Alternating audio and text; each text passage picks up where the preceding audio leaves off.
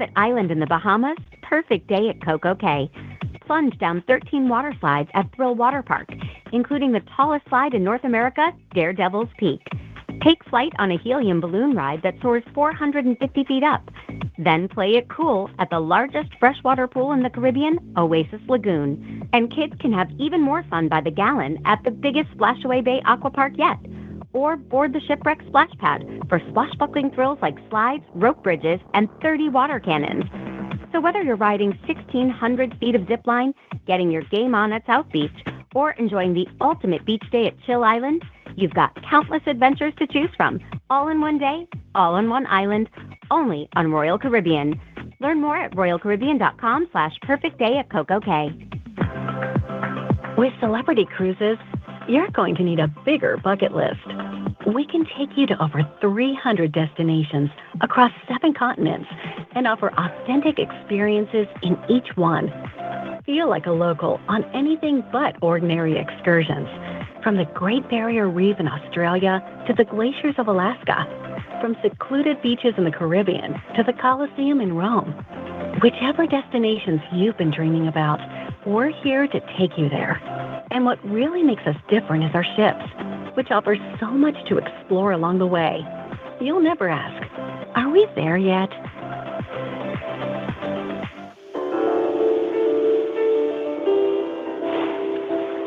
It's when all your senses become aware. You're present in focus. That's traveling to me. Experience the best family vacation in the world, Icon of the Seas. It's the first of a whole new class of ships, where everyone in your crew will have the time of their life multiple times a day. You'll never forget the feeling of plunging down 6 record-breaking slides at Thrill Island, or finding the courage to conquer the Crown's Edge, a test of bravery like nothing you've ever dared, dangling high above the ocean. And dial up your downtime at the Surfside neighborhood, where little cruisers can get drenched in fun at Splashaway Bay Aqua Park, while adults can soak up the views from the water's edge pool. Awe-inspiring by day, iconic by night, the Aquadome, perched at the crown of the ship, is home to mesmerizing performances beneath a towering waterfall, gourmet dining, and dramatic ocean views. Icon of the Seas is everything you've ever loved about every vacation, all rolled into one.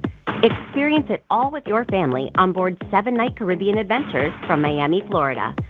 And in summer 2025, we're introducing even more new wows, thrills, and chills for everyone. Introducing the next icon of vacations, Star of the Seas. Learn more about Icon-class ships at royalcaribbean.com. At Celebrity Cruises, we elevate every detail beyond what you thought a vacation could be. With globally inspired food, exclusive destinations, and exciting itineraries, we're nautical miles ahead of any other vacation. From bartenders who remember your favorite cocktails to concierges who you'll swear can read minds, you'll always feel like a regular. Once you explore the world with us, you'll never want a vacation any other way. Nothing comes close to Celebrity Cruises. We look forward to seeing you on board soon.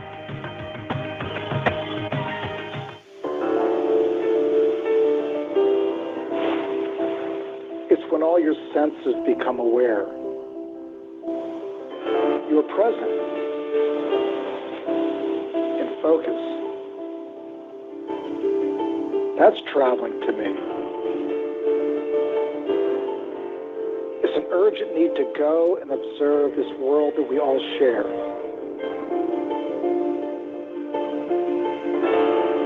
A ray of light, a pair of eyes that tell a story, an instant of perfection. Images printing on your soul. This is authentic beauty. It's all out there, trust me. There's always room for discovery.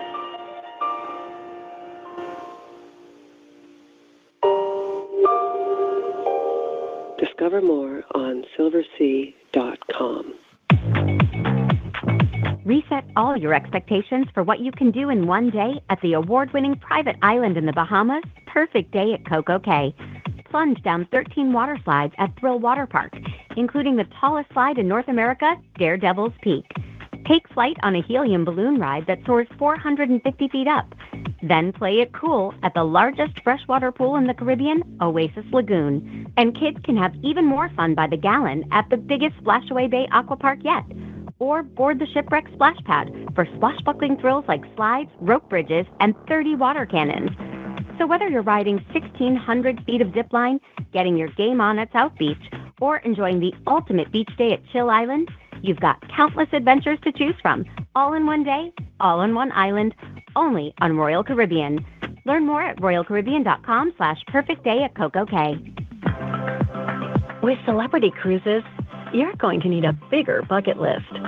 We can take you to over 300 destinations across 7 continents and offer authentic experiences in each one. Feel like a local on anything but ordinary excursions.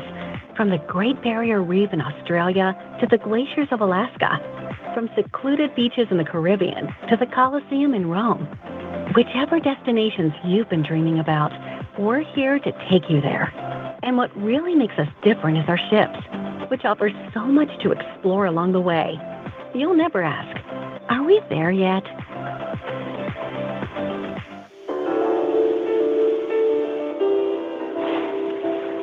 It's when all your senses become aware. You're present in focus. That's traveling to me. Experience the best family vacation in the world, Icon of the Seas.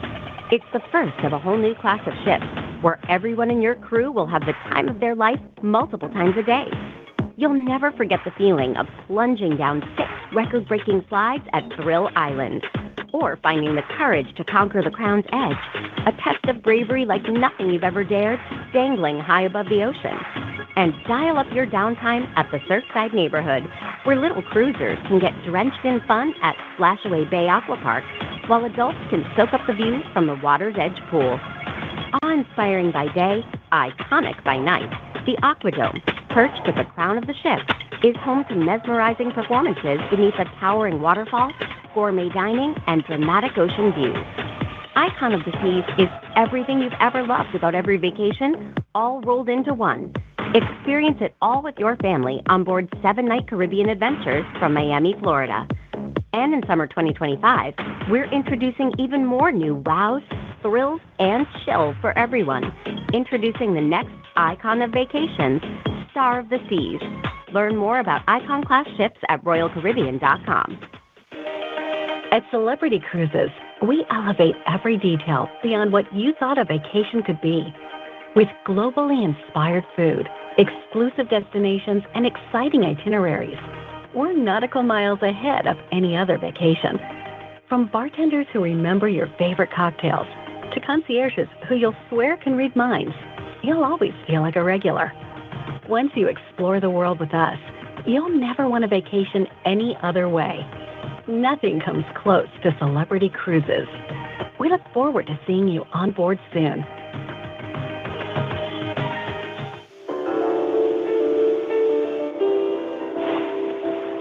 It's when all your senses become aware. You're present in focus. That's traveling to me.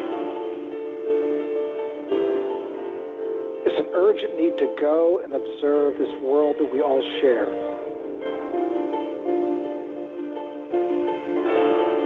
A ray of light, a pair of eyes that tell a story, an instant of perfection. Images printing on your soul. This is authentic beauty. It's all out there, trust me. There's always room for discovery.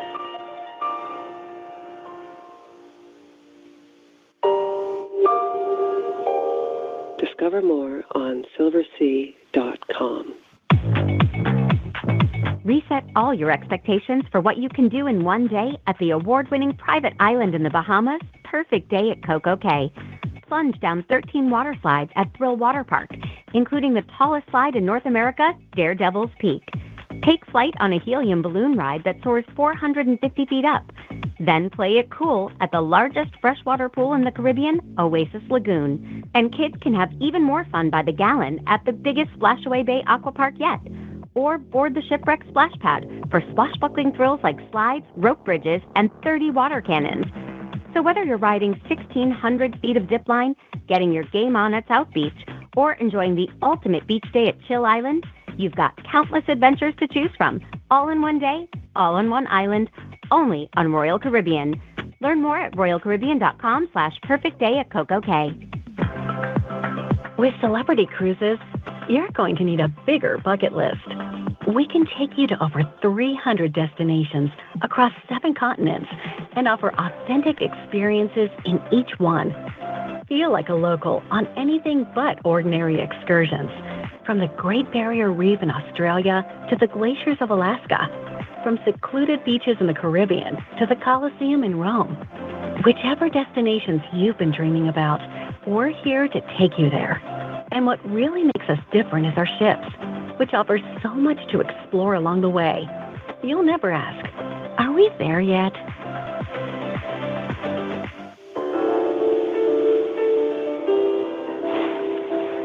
It's when all your senses become aware. You're present in focus. That's traveling to me. Experience the best family vacation in the world, Icon of the Seas. It's the first of a whole new class of ships where everyone in your crew will have the time of their life multiple times a day. You'll never forget the feeling of plunging down 6 record-breaking slides at Thrill Island, or finding the courage to conquer the Crown's Edge, a test of bravery like nothing you've ever dared, dangling high above the ocean. And dial up your downtime at the Surfside neighborhood, where little cruisers can get drenched in fun at Splashaway Bay Aqua Park, while adults can soak up the views from the water's edge pool. Awe-inspiring by day, iconic by night, the Aquadome, perched at the crown of the ship, is home to mesmerizing performances beneath a towering waterfall, gourmet dining, and dramatic ocean views. Icon of the Seas is everything you've ever loved about every vacation, all rolled into one. Experience it all with your family on board 7-night Caribbean adventures from Miami, Florida. And in summer 2025, we're introducing even more new wows, thrills, and chill for everyone. Introducing the next Icon of Vacations, Star of the Seas. Learn more about Icon-class ships at royalcaribbean.com. At Celebrity Cruises, we elevate every detail beyond what you thought a vacation could be. With globally inspired food, exclusive destinations, and exciting itineraries, we're nautical miles ahead of any other vacation. From bartenders who remember your favorite cocktails to concierges who you'll swear can read minds, you'll always feel like a regular. Once you explore the world with us, you'll never want a vacation any other way. Nothing comes close to Celebrity Cruises. We look forward to seeing you on board soon.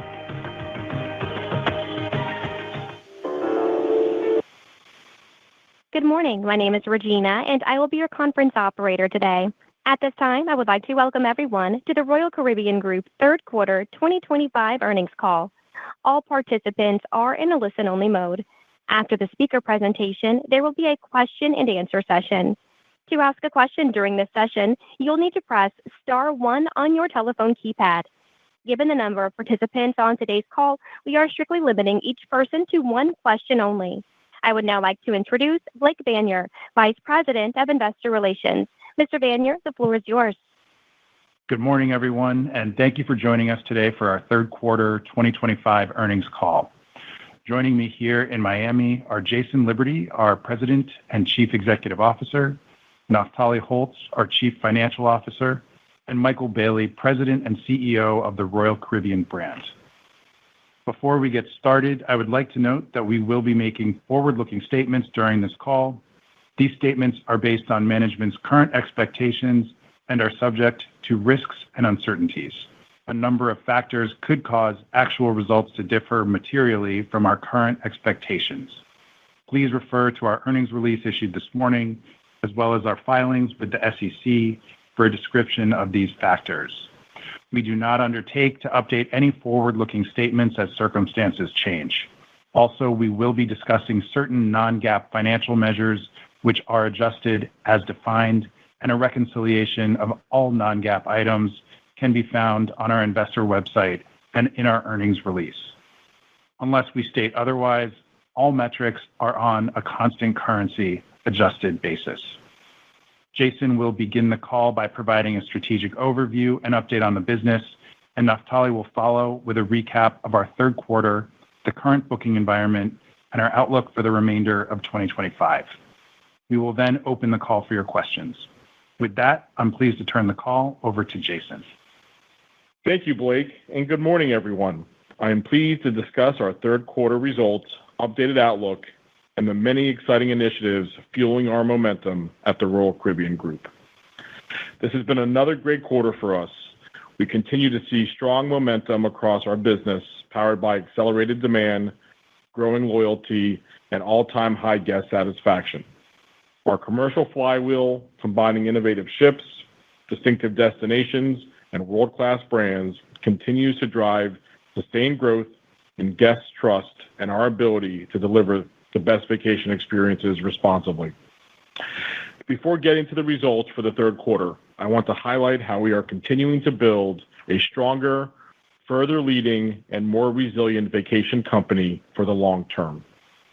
We are focused on building a vacation platform that continues to lead the leisure market through innovative ships, a growing portfolio of exclusive destinations, technology, and AI that enhance every step of the guest journey. Together, these high-return investments strengthen guest loyalty and attract new travelers, positioning us to win more share of the fast-growing $2 trillion vacation market. Earlier today, we announced the Royal Beach Club Santorini, further expanding our portfolio of exclusive destinations, extending our brand's reach beyond the ship, and meaningfully enhancing the guest experience.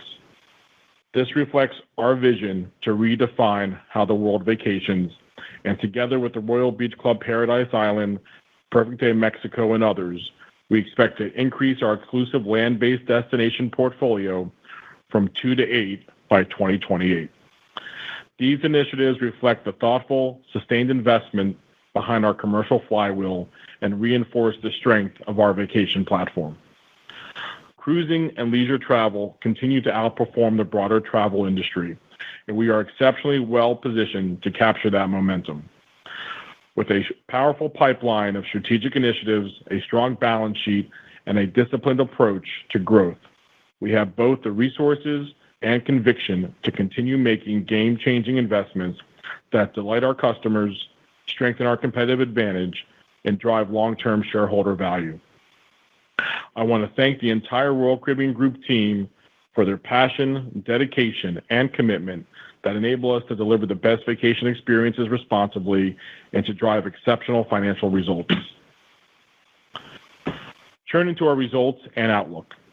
Third quarter results exceeded our expectations, driven primarily by strong close-in demand for our vacation offerings and lower costs. In the third quarter, our capacity increased 3%, and we delivered nearly 2.5 million incredible vacations, a 7% increase year over year, at high guest satisfaction scores.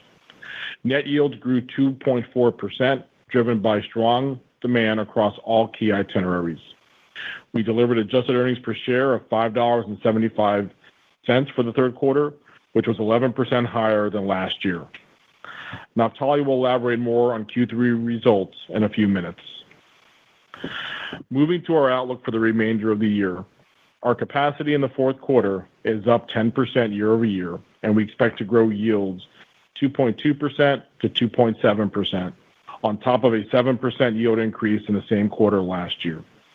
Our fourth quarter year outlook has been trivially impacted due to adverse weather and the unplanned extension of the temporary closure of Labadee, one of our exclusive destinations. Despite these marginal headwinds, we are expecting our total revenue to be up approximately 13% year-over-year in the fourth quarter. Full-year net yield is expected to grow in the range of 3.5% to 4%. That's 25 basis points better than our initial expectations in January, which highlights the continued strong demand for our brands and the amazing vacations they deliver. Our yield growth this year is on top of several years of double-digit growth, resulting in an industry-leading 31% yield growth compared to 2019. This highlights the remarkable transformation of our business and the enduring strength of our leading brands. Full-year adjusted earnings per share is now expected to be in the range of $15.58 to $15.63, a 32% year-over-year growth. We are also on track to deliver nearly $6 billion of operating cash flow this year, a significant step change in our performance. We are a growth company, and our proven formula of moderate capacity growth, moderate yield growth, and strong cost discipline is driving significant earnings growth, continued margin expansion, and robust cash flow generation. We remain on track to achieve our perfected targets by 2027, a 20% compound annual growth rate in adjusted earnings per share, and return on invested capital in the high teens. As we've always said, Perfecta is an important milestone on our growth journey, but our ambitions go well beyond. The combination of our game-changing ships on order, our growing exclusive destination portfolio, advancing our commercial technology platforms that are fueled by AI, and disciplined capital management is setting up the post-Perfecta era for another step change in the guest experience and financial performance. Now I'll provide some more insight into what we're seeing in the demand environment. Consumers continue to prioritize experiences and make room in their budgets for meaningful vacations. Our independent research, combined with millions of daily customer interactions, continues to show positive sentiment towards travel and leisure and continued growth in spend. Roughly 3/4 of consumers intend to spend the same or more on vacations over the next 12 months, a level that has remained consistent for several quarters, while the broader consumer environment has normalized from the exceptional strength over the past 2 years. Demand for experiences and leisure travel remains intact. Cruising offers superior value for money versus alternative options, driven by the high-quality onboard amenities and services, pricing inclusive of meals and entertainment, and the opportunity to visit a variety of destinations with the convenience of having everything in one place. Earlier this year, we announced our plans to launch a new vacation experience, Celebrity River.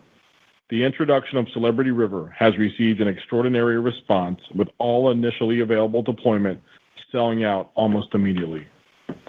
The majority of booked guests are Royal Caribbean Group loyalty members without prior river cruise experiences, highlighting a powerful opportunity to attract new guests to the segment and deepen engagement by creating new vacation occasions with our existing ecosystem. In fact, the majority of guests shared their primary motivation for booking a Celebrity River vacation was the opportunity to experience a new celebrity product, driven by the trust and affinity they have for the Celebrity brand. Guests were also motivated by our new river ship design and features, with most of them expecting superior staterooms, ship amenities, and outdoor spaces, all hallmarks of the brand. These early booking patterns are a powerful validation of our strategy to expand the Royal Caribbean Group vacation ecosystem, creating new ways for guests to experience the world with us while deepening the connection to our family of brands. We continue to be encouraged by the demand environment. Since the last earnings call, bookings are up on both new and like-for-like hardware, with particular acceleration for close-in families. Booked load factors for 2026 remain well within historic ranges at record rates, with booked APD growth at the high end of historical ranges. As always, we remain focused on optimizing our pricing and yield growth.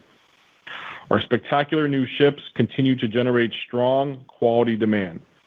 Star of the Seas is exceeding our expectations, and Celebrity Excel is shaping up to be the best-performing new ship in the brand's history. The last 3 years saw unprecedented yield growth, and although that creates a high bar for comparables, our proven formula for success of moderate capacity growth, moderate yield growth, and strong cost control, is expected to continue to drive top-line growth, margin expansion, and substantial cash flow. While still very early in the planning process, we anticipate earnings in 2026 to have a $17 handle on it. At the Royal Caribbean Group, we've always believed that clarity and conviction are competitive advantages. Our mission is clear: to deliver the best vacations responsibly, and our objective is just as ambitious: to capture a greater share of the growing $2 trillion global vacation market by turning a vacation of a lifetime into a lifetime of vacations. We don't just talk about that ambition. We built a robust, multi-year plan that shows exactly how we intend to get there. Through bold, high-return investments that strengthen our brands, elevate the guest experience, and create long-term value for our shareholders. That includes our expansion into river, the ongoing expansion of our private destination portfolio, the transformational development of Perfect Day Mexico, and of course, a steady stream of game-changing ships. This quarter, we announced a long-term agreement with Meyer Turku, securing shipbuilding slots through the next decade to continue both companies' tradition of innovation. The agreement confirmed an order for Icon 5 for delivery in 2028, added an option for a 7th Icon-class ship, and positions us for a new game-changing class beyond Icon, making the next stage in Royal Caribbean Group's history as we continue to redefine the future of vacations. In a world where digital experiences also define customer expectations, we're working to set the standard. We continue to enhance our digital capabilities to engage customers, remove friction from the guest experience, and drive incremental revenue. When we first introduced our app in 2017, the goal was simple: give guests back the first day of their vacation by eliminating the need to wait in line for onboard reservations. Since then, the app, together with our e-commerce engines, has evolved into a cornerstone for our e-commerce strategy, transforming from a utility into a powerful platform that drives revenue, improves operational efficiencies, and deepens guest engagement. In the third quarter, e-commerce visits and conversion rates both increased double digits versus last year, marking a very strong improvement for these channels. In addition, a record share of onboard revenue was booked pre-cruise, with nearly 90% of those purchases being made through our digital channels. And we continue to redefine loyalty in a way that deepens engagement and provides guests with greater flexibility in how they earn points and status. Building on the success of Status Match, I'm excited to announce Points Choice, the next evolution in how guests earn and apply loyalty points across our family of brands. Beginning in early 2026, guests will be able to apply loyalty points to the Royal Caribbean Group brand they prefer, regardless of which brand they are sailing with. This initiative further strengthens the overall value of our loyalty proposition, deepening engagement across our portfolio and reinforcing our commitment to putting the guest at the center of our orbit. As our ecosystem expands, it creates a virtuous cycle of demand, value, and advocacy, one that drives both short-term performance and enduring growth. It's a model that compounds over time, and we're just at the beginning of what it can become. I am incredibly proud of our teams at the Royal Caribbean Group for their dedication and exceptional execution. The opportunity is significant, and we're well positioned to lead the next era of leisure travel. With that, I will turn it over to Naftali. Naf? Thank you, Jason, and good morning, everyone. I will start by reviewing third quarter results. Net yields grew 2.4% in constant currency compared to the third quarter of last year, 15 basis points above the midpoint of our guidance. The yield outperformance was driven by the stronger than expected close-in demand. Yields grew across all key products and were mainly driven by existing hardware, given the timing of new ship deliveries. During the quarter, a record share of onboard revenue was booked pre-cruise, and nearly 90% of those purchases were completed through our digital channels, with the app emerging as the fastest growing driver of engagement and conversion across those platforms. NCC, excluding fuel, increased 4.3% in constant currency, 195 basis points lower than our guidance, as we continue to find ways to better deliver the best vacations without compromising the guest experience. Adjusted gross EBITDA margin was 44.6%, 60 basis points better than last year, and operating cash flow was $1.5 billion. Adjusted earnings per share were $5.75, 11% higher than last year and 3% higher than the midpoint of our guidance. Earnings outperformance was driven by the strong closing demand and lower costs. As Jason mentioned, demand for our portfolio brands and industry-leading experiences continues to be very strong. Booked load factors remain within historical ranges at record rates for both 2025 and 2026. Capacity is expected to grow 5.5% for the full year and 10% in the fourth quarter. As expected, capacity growth in the fourth quarter is driven by new ships, Star of the Seas and Celebrity Xcel, as well as additional APCDs due to lower dry dock days compared to 2024. The Caribbean represents 57% of our deployment this year and 63% of capacity in the fourth quarter, a region where we hold a strong position and are advancing a series of strategic initiatives to reinforce that. These include industry-leading hardware, shorter and longer attractive itineraries, the upcoming Royal Beach Club Paradise Island, and Perfect Day Mexico. Our Caribbean capacity is up 6% for the year and 10% in the fourth quarter. And even with capacity growth in the region, we see continued yield growth, with Caribbean yields in the fourth quarter expected to be up 37% compared to the fourth quarter of 2019. Europe will account for 15% of capacity for the year and 9% in the fourth quarter, and is in a strong booked position as European season wraps up. Asia Pacific is expected to account for 11% of capacity for the year and 13% for the fourth quarter. Now, let me talk about our updated guidance for 2025. Our proven formula for success, moderate capacity growth, moderate yield growth, and strong cost discipline, is expected to drive significant earnings growth and higher cash flow generation. We continue to expect net yield growth of 3.5% to 4% for the full year, driven by gains in load factor and APD across new and like-for-like hardware. Full-year net cruise costs, excluding fuel, are expected to decline approximately 0.1%, 40 basis points better than our prior guidance, as we remain focused on better execution through leveraging our scale and utilizing technology and AI, all while ensuring strong customer satisfaction and enhanced product offering and vacation experiences. We anticipate a fuel expense of $1.14 billion for the year, and we are 68% hedged below market rates. Based on current fuel prices, currency exchange rates, and interest rates, we expect adjusted earnings per share between $15.58 and $15.63. The 12-cent increase compared to our prior guidance is driven by Q3 outperformance, 2 cents of better Q4 performance, offsetting a 5-cent impact from recent adverse weather events and the unplanned extension of the closure of Labadee. We also expect 18% growth in adjusted EBITDA to just above $7 billion and 290 basis points growth in adjusted EBITDA margin. This positions us to accelerate our cash flow generation, which allows us to continue investing in our strategic initiatives, maintaining investment-grade balance sheet metrics, and expanding capital return to shareholders. Now, let me comment on fourth quarter guidance. In the fourth quarter, we expect capacity will be up 10% year over year, with net yield growth of 2.2 to 2.7%.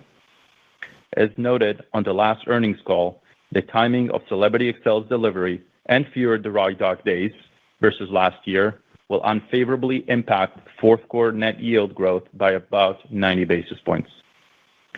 Net cruise costs, excluding fuel, are expected to decline between 6.6% and 6.1% during the fourth quarter.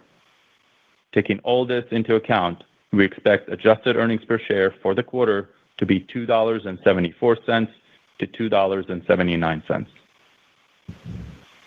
Now I will share insights for 2026, which is shaping up to be another very exciting year for us, with multiple strategic initiatives that are already well underway. 2026 capacity is expected to be up 6% as we introduce Legend of the Seas in Europe next summer, as well as benefit from a full year of Star and Excel. Capacity growth is higher in the first and third quarter due to the timing of new ship deliveries and dry docks. In 2026, we expect to have more dry dock days compared to this year, partially due to longer dry docks for several planned modernization projects of our existing ships. Caribbean capacity will represent about 57% of our deployment in 2026. For Caribbean products, we have continued to add shorter itineraries, building on our success in the last several years, enhanced by the opening of the Beach Club in Nassau this year. European itineraries will account for 14% of our capacity. Alaska and West Coast will account for about 10%, and Asia Pacific will also account for 10%. As Jason mentioned, book load factors remain within historical ranges at record rates for 2026. Bookings for 2026 have come in at APDs that are nicely higher than prior year, resulting in 2026 booked APD growth at the high end of historical ranges. Now, moving to costs. We remain committed to driving margin expansion supported by strong cost performance, even as we advance major initiatives throughout 2026, including the opening of the Beach Club in Nassau and the build-out of Perfect Day Mexico.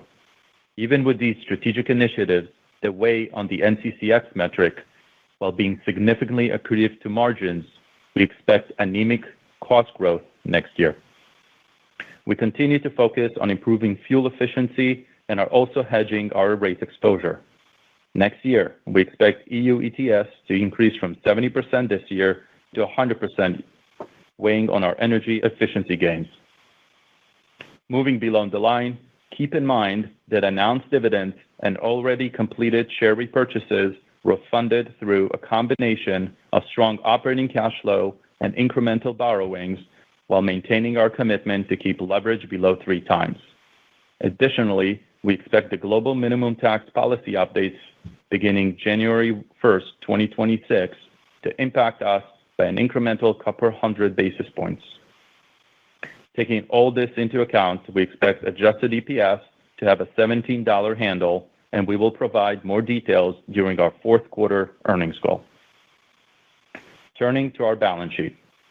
We ended the quarter with $6.8 billion in liquidity and its adjusted leverage that was below 3x on an LTM basis.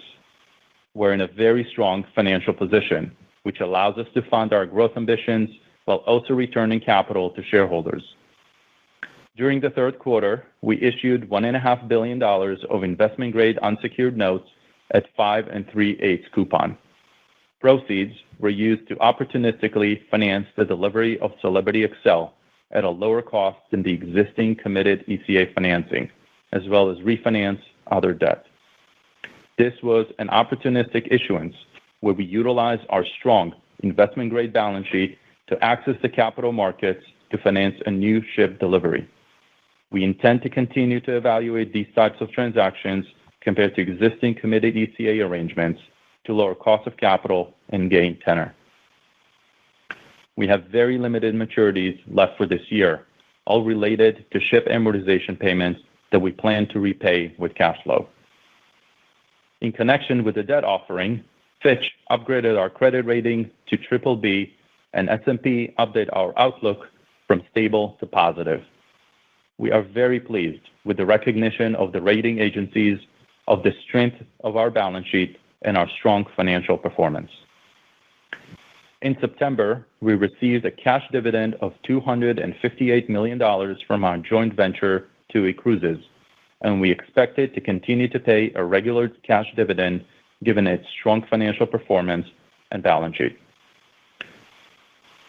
Also during the quarter, we repurchased approximately 1.3 million shares, and as of September 30th, we have $345 million still available under the current authorization. In September, the board of directors authorized a 30% increase to the quarterly dividend to $1 per common share.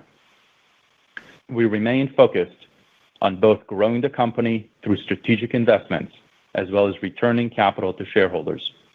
Since July 2024, we returned $1.6 billion of capital to shareholders through dividends and share repurchases, and we intend to utilize our strong financial position to return capital going forward. In closing, we remain committed and focused on our mission to deliver the best vacation experiences responsibly as we wrap up another strong year and look ahead to an exciting 2026. With that, I will ask our operator to open the call for a question and answer session. At this time, if you'd like to ask a question, press star followed by the number 1 on your telephone keypad. As a reminder, given the number of participants on today's call, we are strictly limiting each person to 1 question only. No follow-ups will be permitted. If you have additional questions, you must re-enter the queue.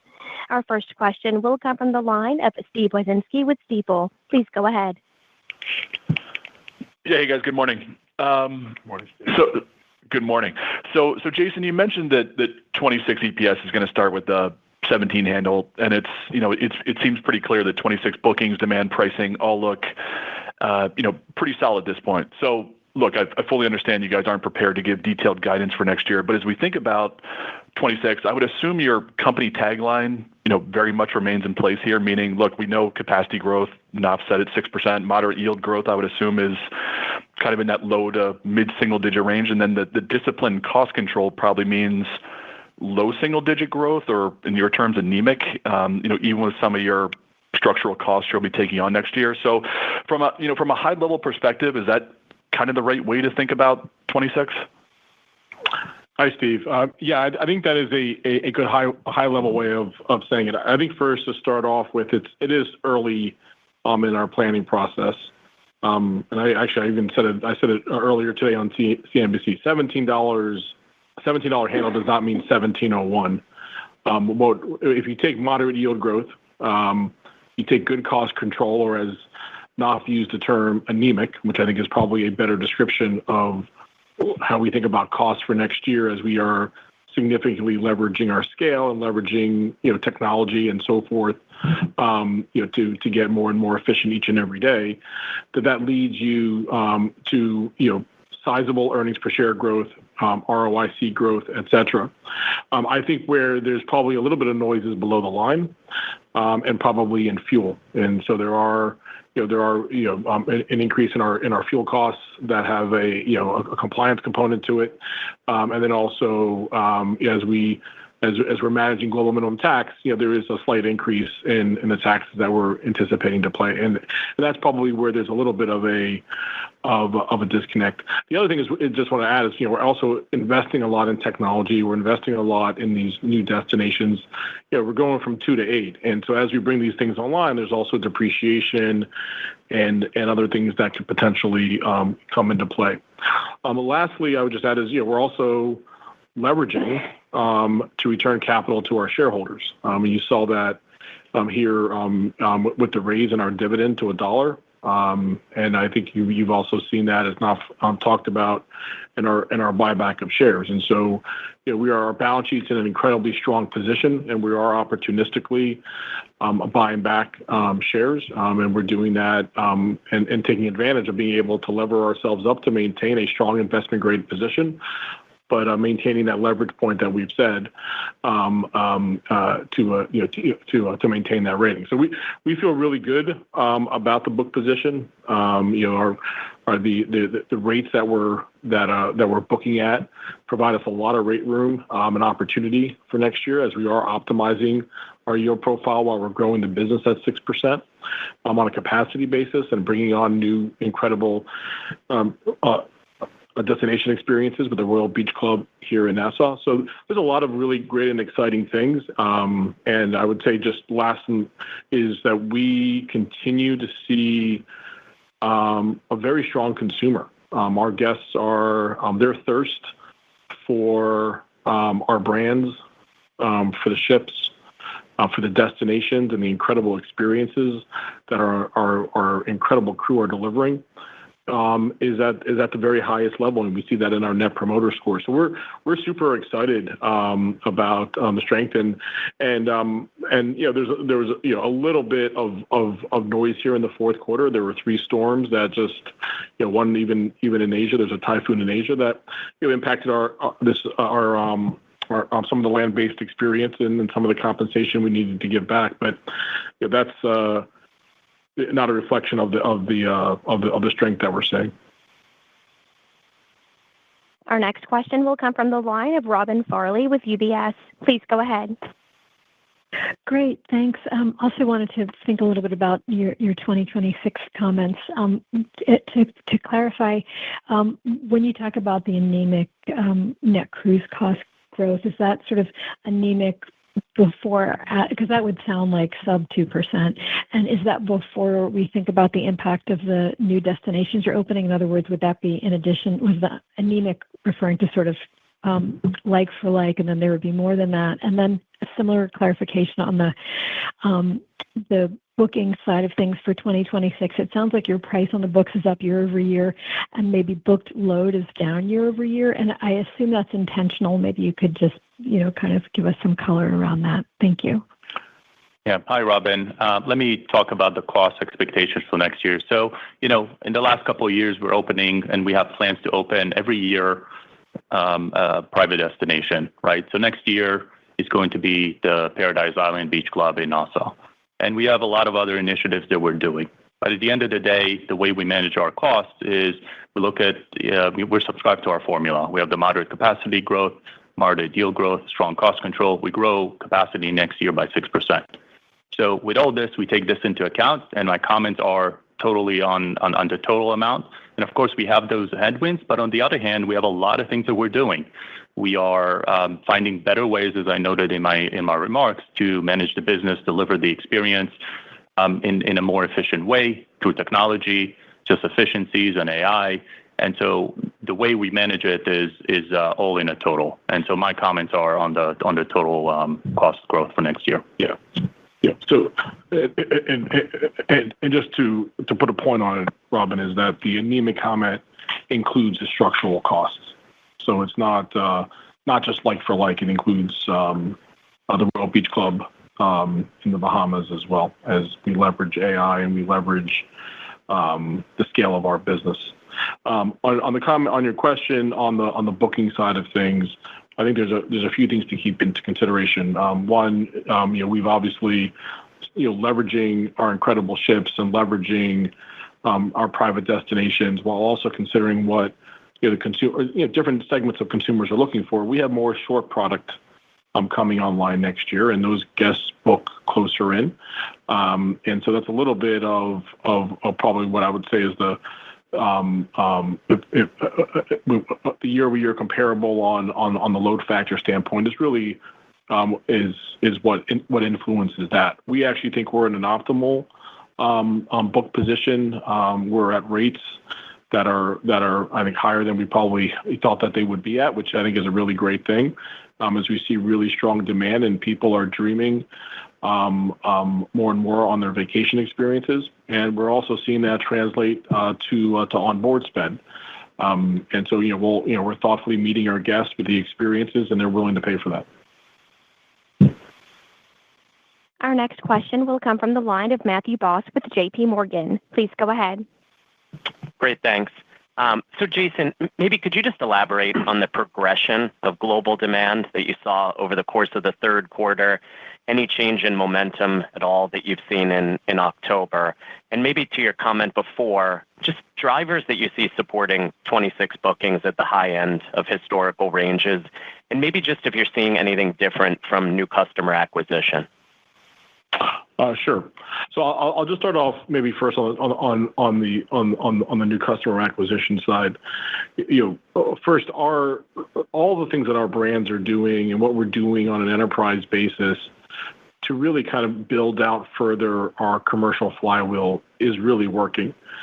So even like the announcement today about Points Choice and making sure that our guests when they choose to sail on any of our brands, that they're getting the point that they want on their primary brand that they have loyalty status in. So we continue to evolve things like that. Our technology, our AI tools are getting smarter and smarter so that we're able to curate what is relevant to that consumer.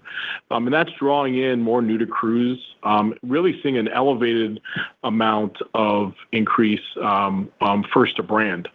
So seeing people shift from other cruise lines to our brands, we've seen an elevated amount of that. And then our loyalty program and what we've been doing to add to that is we're just getting more and more reps from that consumer. And so we're really happy about that.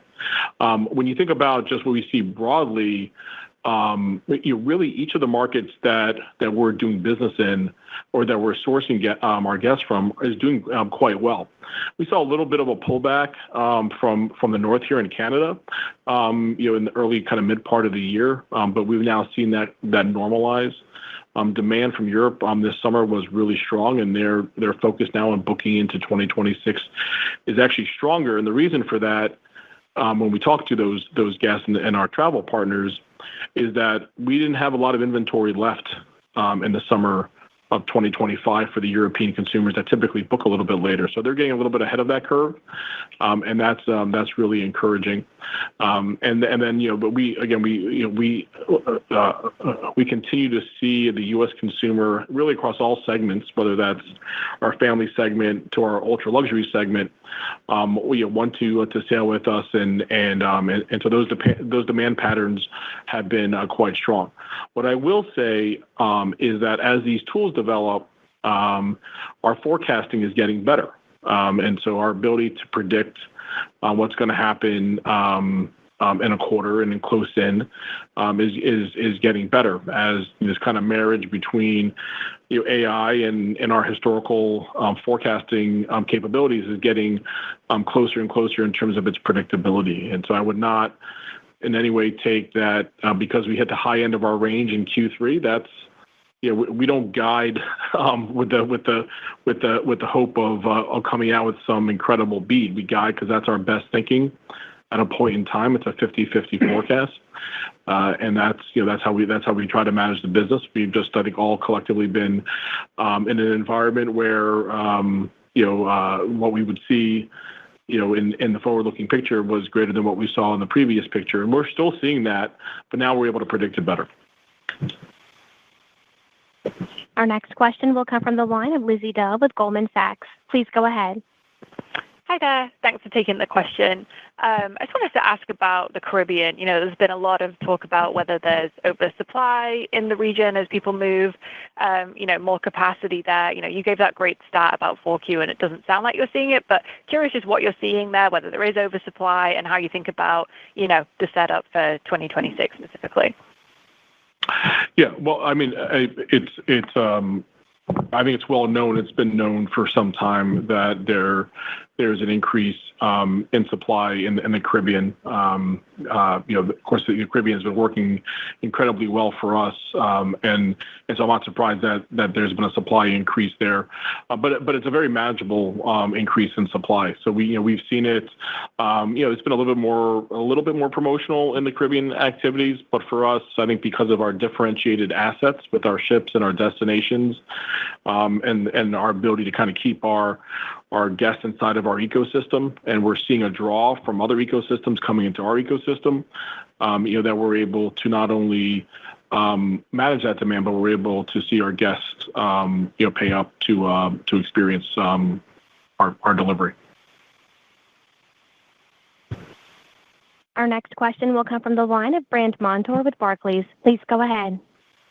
Great. Thanks, everybody. Thanks for my question. So if you look at your guidance for the fourth quarter net yields and you add back the 90 basis points or so from the comparison issues that you laid out, and then maybe add something for the storms, you kind of get to, I don't know, maybe something like mid-threes exiting the year. And I just want to know if that's the way you would sort of cleanse the fourth quarter in terms of how yield growth is exiting the year through the lens of the fact that there's not much, new hardware helping out there.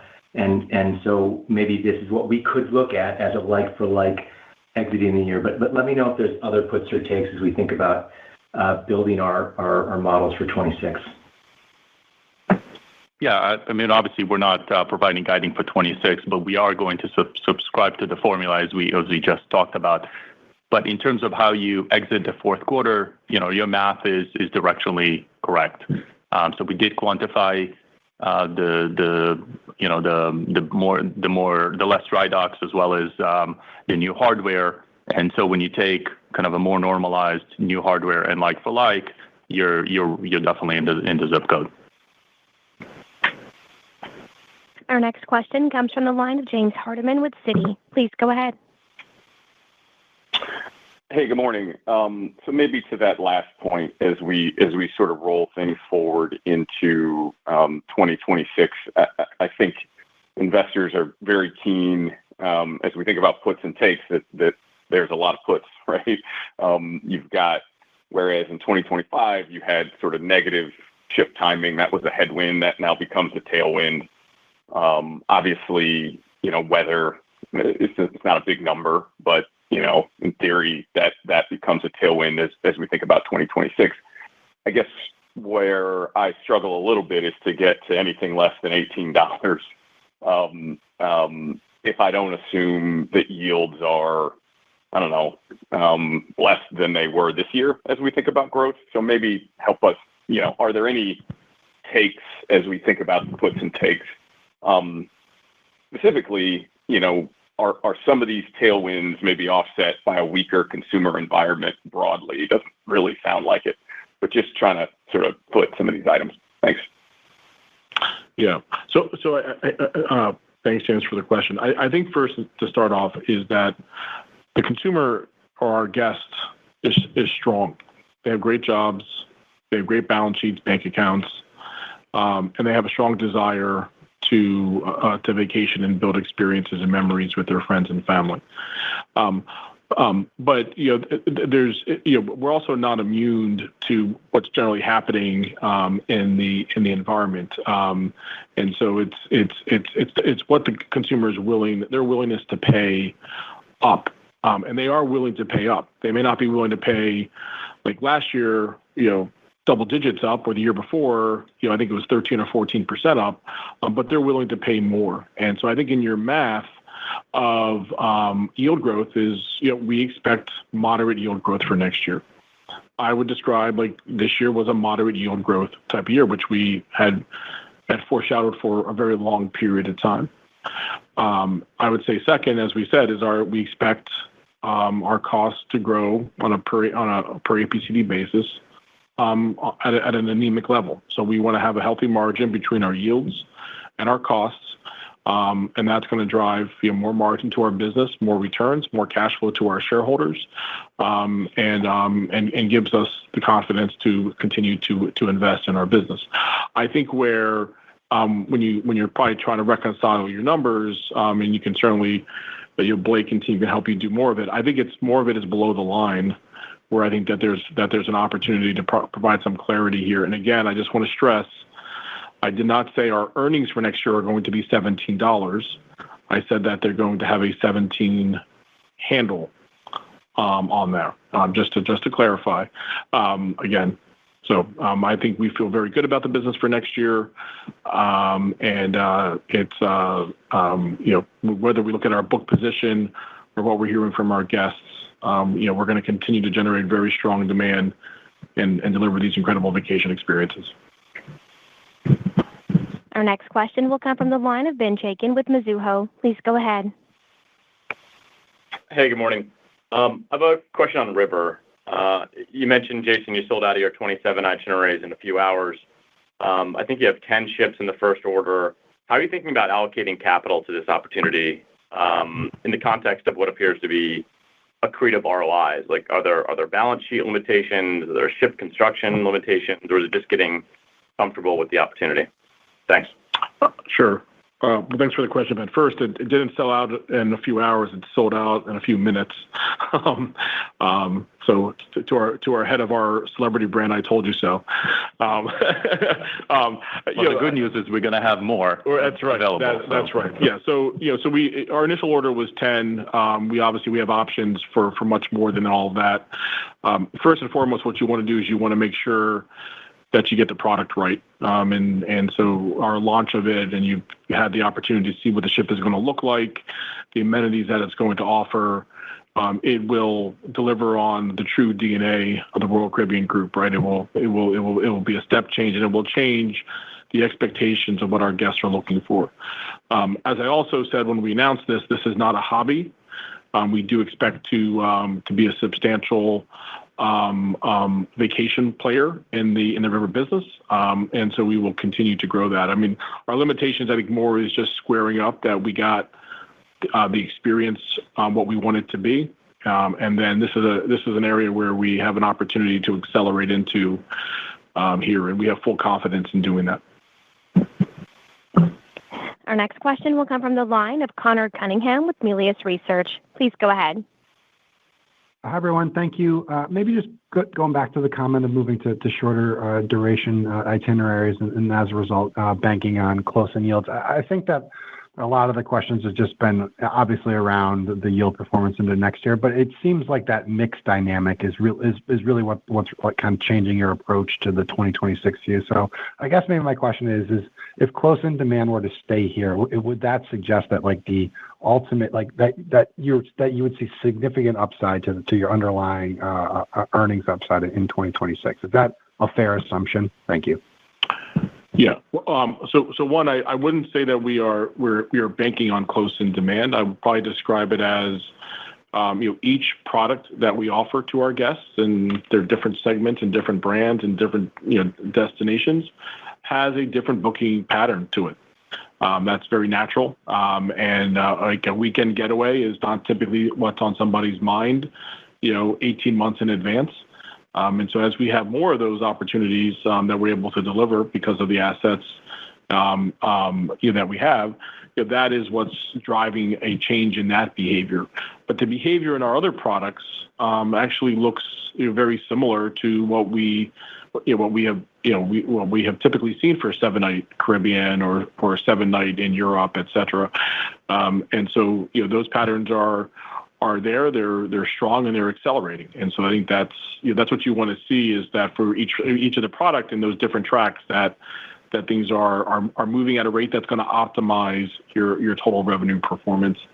And so that's how I think we think about it. Now, certainly we have seen in the past, and we do not count on this, is that close in on all these products accelerate. And we end up beating our expectations. But we do, of course, try to bake in to our forecast. These are the patterns the patterns we saw last quarter, the patterns we saw a year ago, try to inform how we expect the track to occur. And that's how our yield management works. That's how our tools work in trying to predict and to lay out what we should be offering in the market. So I think, again, we feel very good about the booking environment. We feel good about our book position.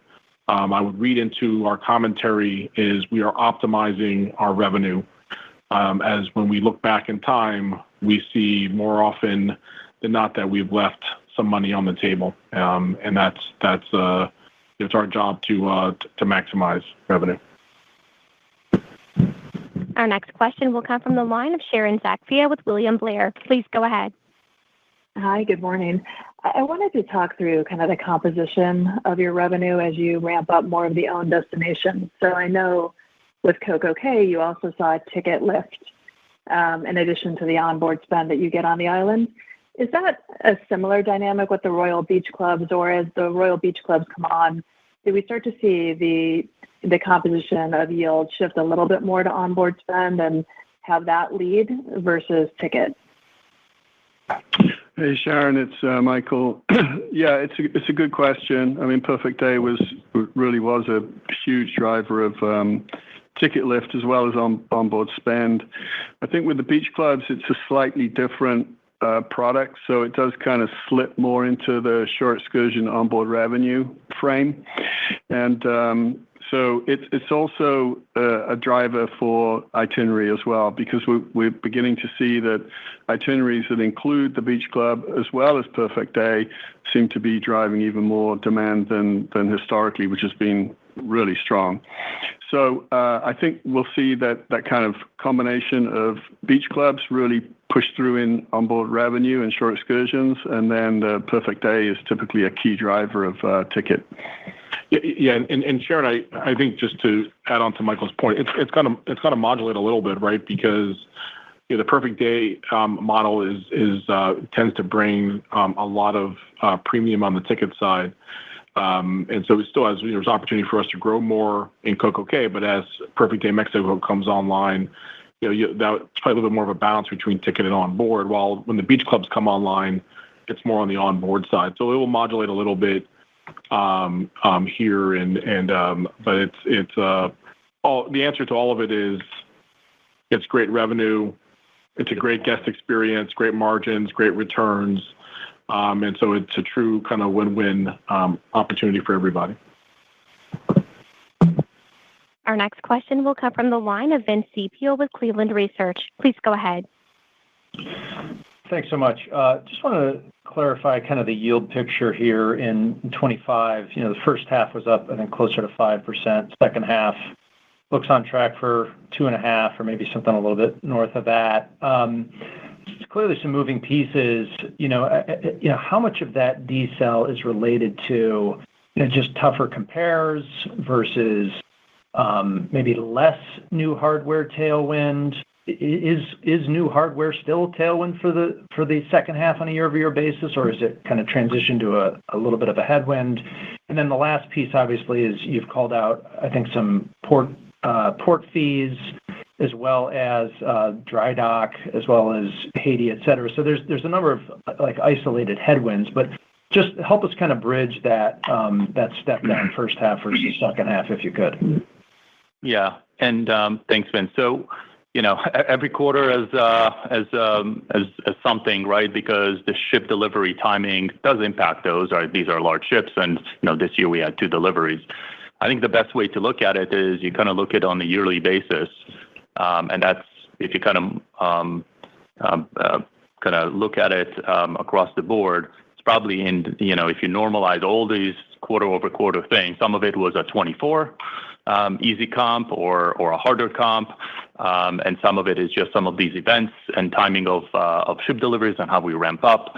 But if you look at it on a yearly basis, that's a great, I think, just way to look at our business, and it also subscribes to our formula, which we've said all along. This is how we manage the business. This is how we subscribe to that, and then we drive to grow the business according to that formula, including the yield, the capacity, and the cost.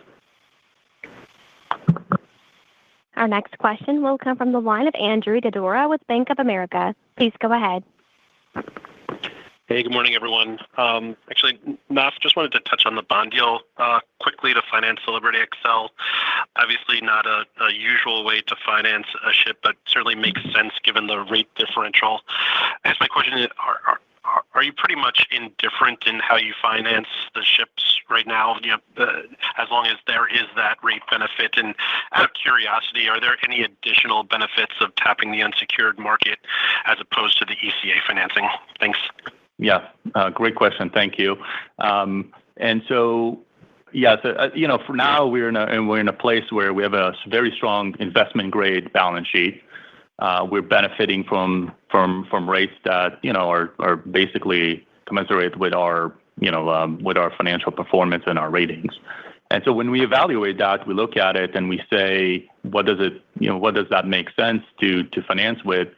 The ECA, obviously, they're great partners. We're very grateful to kind of the partnership we have. It's obviously very important during the construction period to have the financing. And all these ships will, they always have that committed financing in place, also post-delivery, which is, obviously very valuable. But when we come to the decision, when we take the ship, we have this alternative. And for this one, we negotiated this financing several years ago when the credit rating was not as good as today. And so our improvement in the capital markets was quite substantial. And so when we looked at that, it just made more sense and much lower cost of capital. The other thing is just to remind everybody is, these ECAs also have amortization payments. So when you look at the average tenor of the loan is roughly a little bit over 6 years. We obviously now issuing 10-year piece of papers in the unsecured market. So it's not just that the cost is low, we also gain tenor with it. And obviously the covenant package is a little bit different too. So you have the benefit there. So we're very